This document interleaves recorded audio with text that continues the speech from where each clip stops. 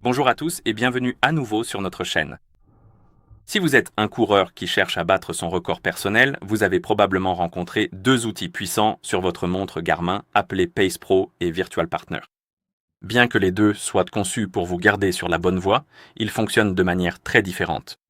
Virtual Partner est un meneur d'allure constant et infatigable, tandis que Pace Pro est un outil sophistiqué qui prend en compte les côtes et la fatigue pendant votre course ou votre entraînement.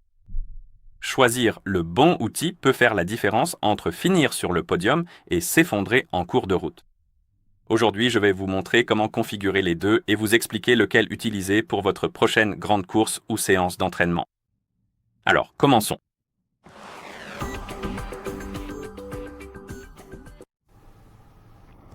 Tout d'abord, je vais vous montrer comment configurer le Virtual Partner.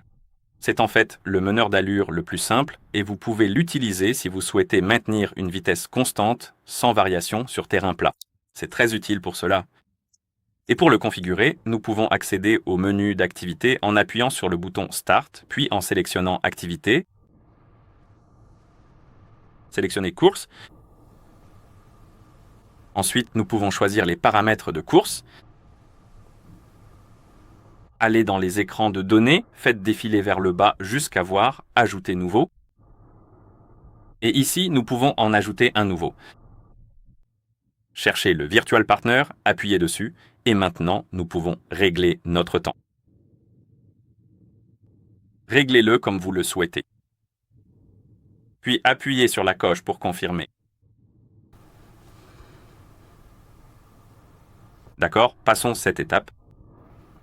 Ajoutons le Virtual Partner à la liste. Je vais donc le placer tout en bas. Et maintenant, vous devriez avoir un écran supplémentaire. Un écran de données lors de votre course et ce sera le Virtual Partner. Si vous souhaitez ajouter ou ajuster l'allure, sélectionnez le pool de données, appuyez sur le bouton, réglez l'allure et maintenant nous pouvons la modifier comme nous le souhaitons. Appuyez sur la coche comme ceci. Et si vous revenez en arrière et que vous commencez votre course,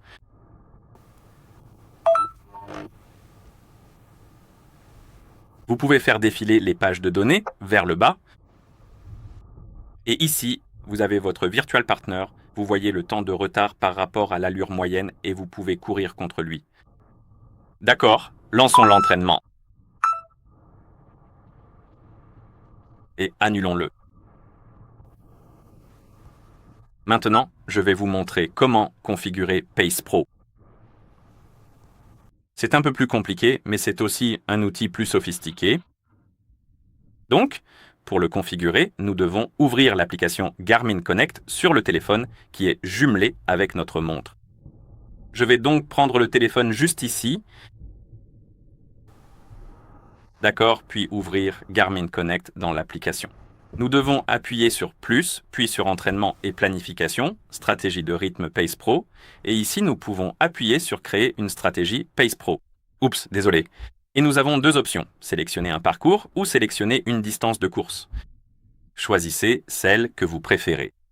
Je vais peut-être utiliser le parcours, et comme vous pouvez le voir, j'ai des parcours déjà existants et je peux créer une stratégie pour eux. Vous pouvez également ajouter votre propre parcours en appuyant juste ici. Et en gros, vous pouvez créer un parcours ou utiliser un parcours personnalisé, enfin pas vraiment personnalisé, mais automatique ou personnalisé. C'est bien celui que vous créez, mais je vais simplement sélectionner celui-ci. Je peux changer le temps cible, changer l'allure, et une fois que vous avez ajusté les valeurs, vous pouvez appuyer sur Suivant. Ici, nous avons le détail. Vous pouvez aussi faire défiler vers le bas et changer la stratégie d'allure. Comme vous pouvez le voir, nous pouvons modifier l'allure. Donc, si vous allez vers le moins, vous commencerez fort, puis vous ralentirez.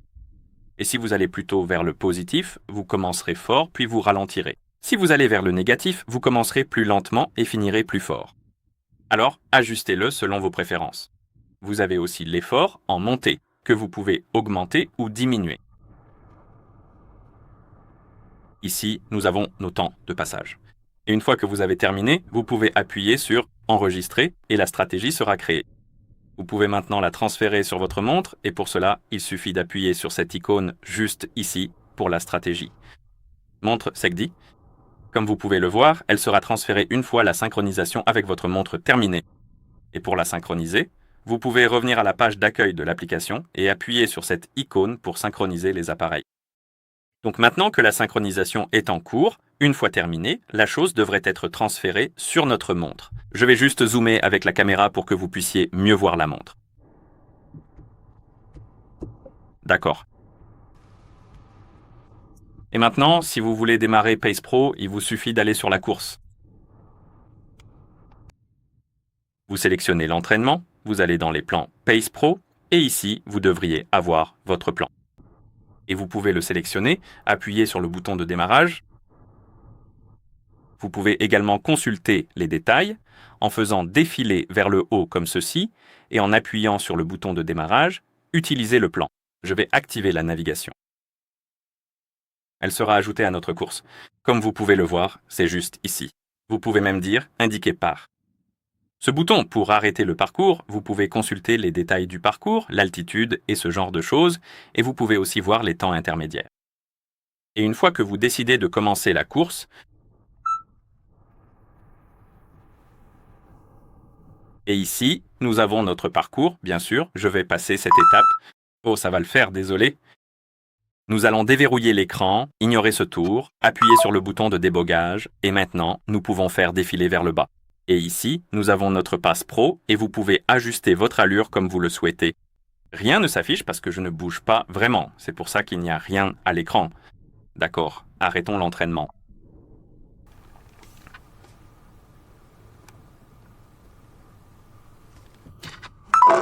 Et maintenant, la question est, lequel utiliser ? Je recommande de choisir le partenaire virtuel pour les séances sur piste ou les courses en ville parfaitement plates, où l'allure ne change pratiquement jamais. Et choisissez le Pacer Pro pour les marathons, les courses sur sentier ou tout parcours avec du dénivelé, car il vous indique exactement quand économiser de l'énergie et quand vous dépassez. Que vous préfériez la simplicité du partenaire virtuel ou l'efficacité basée sur les données de Pace Pro, maîtriser ces réglages est la clé d'un entraînement plus intelligent. En utilisant cela, ces outils éliminent efficacement les incertitudes et vous permettent de vous concentrer entièrement sur votre respiration et votre posture. Si vous avez trouvé cette vidéo utile, merci de vous abonner à notre chaîne et de laisser un like sur la vidéo. Merci d'avoir regardé et à la prochaine.